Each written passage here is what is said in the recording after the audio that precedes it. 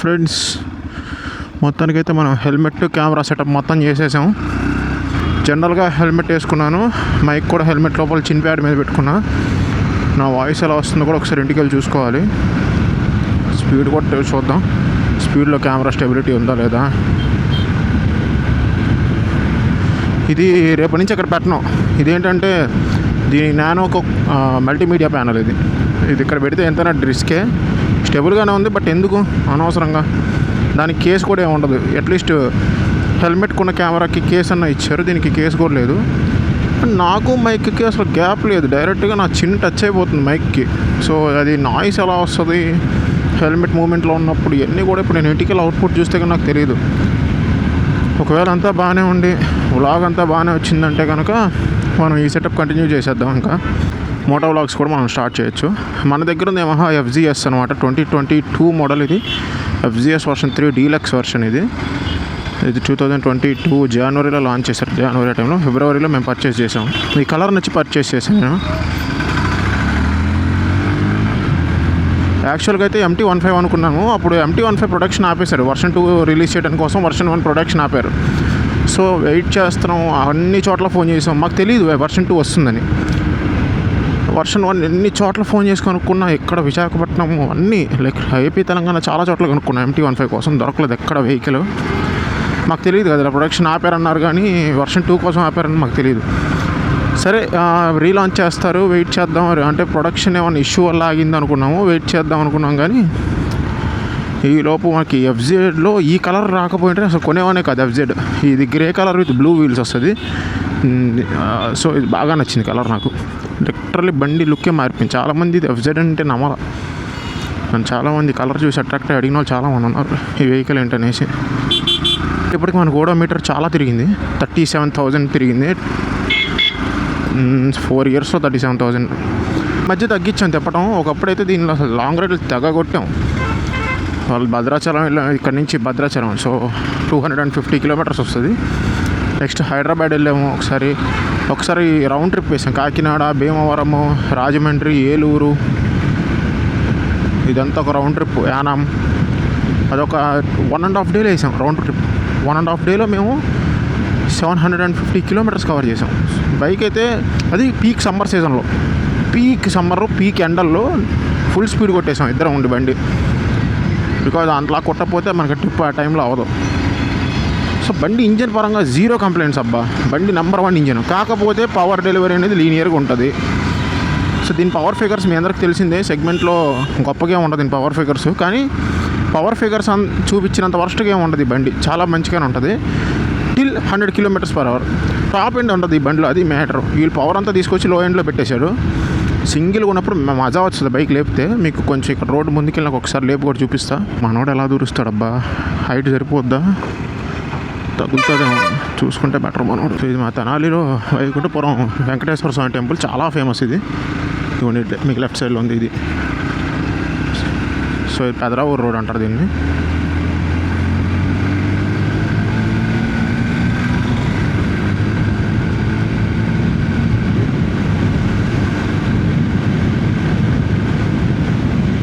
నాకు ఇదిగోండి camera mount ఉండేసరికి భయం వేస్తుంది స్పీడ్ వెళ్ళాలంటే. పడిందంటే ఏమన్నా ఉందా కొత్త కెమెరా.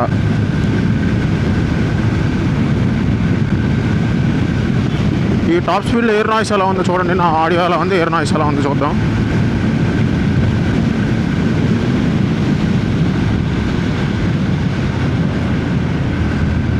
నేను వాడే హెల్మెట్ కూడా నార్మల్ స్టడ్స్లోనే ట్రూపర్ అనే సిరీస్ ఉంటుంది, ఫ్లిప్అప్ హెల్మెట్. అది యాక్చువల్గా XR, ఇగ్నైట్ ఇలాంటివి తెప్పించాను. బట్ మన తల కొంచెం హెవీ సైజ్, పెద్ద తలకే పట్టట్లేదు అవి.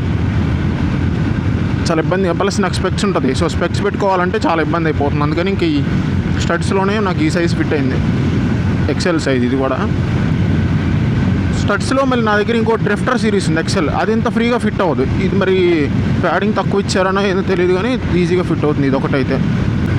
ఇన్ని రోజులు మీరు మన ఛానల్లో టెక్ కంటెంట్ లైక్ కార్స్, బైక్స్లో రివ్యూస్, ఓనర్షిప్ రివ్యూస్ చూసుంటారు. ఈ బైక్ కూడా FZ ఎవరికైనా కొనాలనుకుంటే నేను ఖచ్చితంగా మోటో వ్లాగ్లోనే ఓనర్షిప్ రివ్యూ కూడా చెప్తాను. ఇప్పుడు వెళ్ళేటప్పుడే చెప్పేస్తాను, ఏమో దీనికి స్పెషల్ వీడియో చేయడం ఎందుకు.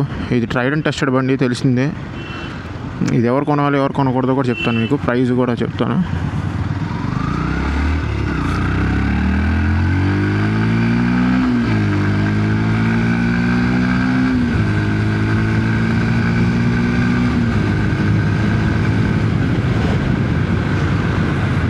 సో ఇది వచ్చేసరికి 37,000 తిరిగింది కదా. ఇప్పటివరకు నాకు దీనిలో వచ్చిన ప్రాబ్లమ్స్ ఏంటంటే ఇంజన్ పరంగా ఏమీ ప్రాబ్లం రాలా.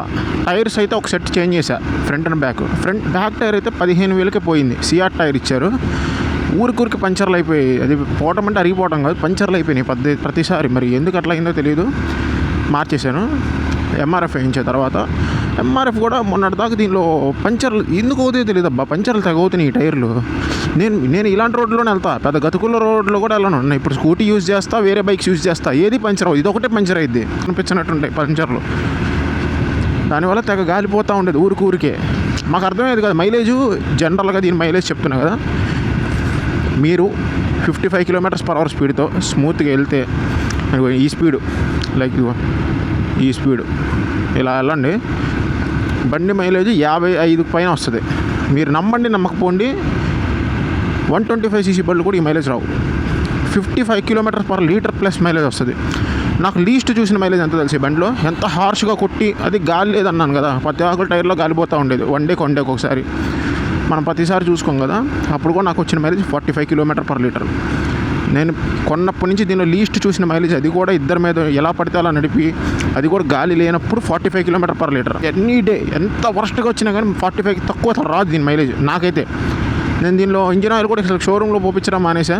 నేను యూజ్ చేసేది, నేను అన్నీ ట్రై చేశాను. Castrol power 1 ultimate, fully synthetic engine oils ఇవన్నీ. క్యాస్ట్రాల్ పవర్ 1 అల్టిమేట్ యూజ్ చేస్తే, క్యాస్ట్రాల్లో సెమీ సింథటిక్ది బ్రౌన్ కలర్ డబ్బా ఉంటుంది ఒకటి, అది కూడా యూజ్ చేస్తే. మోటూల్లో 7100 7200 ఉంటుంది. 10W50 నేను యూజ్ చేసేవి కూడా. 20W40 ఉంటాయి, 20W50 ఉంటాయి, కానీ నేను 10W50 యూజ్ చేస్తాను. సో మంచి ఇంజిన్ ఆయిల్ పోస్తాను కాబట్టి లైఫ్ కూడా ఎక్కువ వస్తుంది. నేను మోటివ్లు 7100 పోసినాక 3500 తిరిగినాక కూడా ఇంజిన్ ఆయిల్ మారుద్దామని చెక్ చేపిస్తే బాగానే ఉంది ఇంజిన్ ఆయిల్, ఏం బ్లాక్అవుట్ అయిపోవాలా.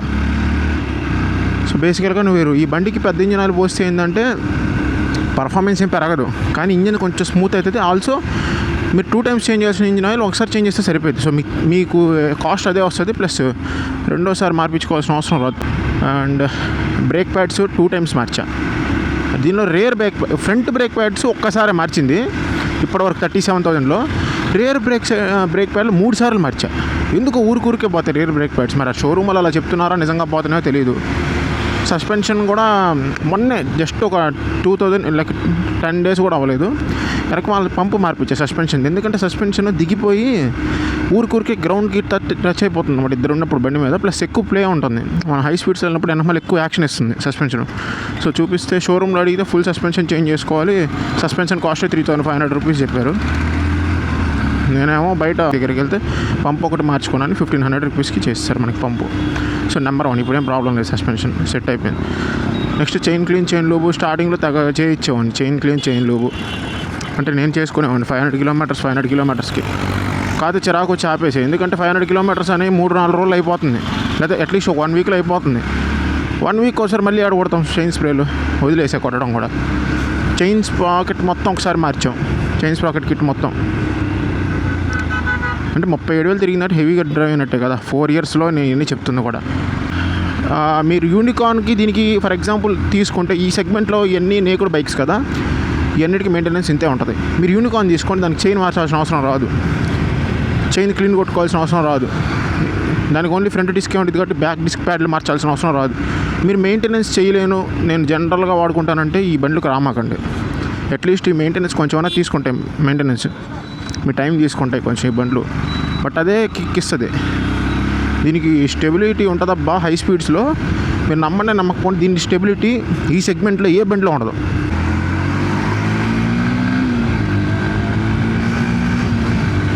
చెప్తా చూడండి, 40 స్పీడ్లో ఉన్నప్పుడు నాకు ఏమైందంటే, టిఫిన్ ఉంది ఇక్కడ, లైక్ టిఫిన్ తీసుకుని కవర్ టై చేస్తున్నా 2 చేతులతో ఇలా టై చేస్తుంటే నైట్ పూట సడన్గా గుంట వచ్చేసింది.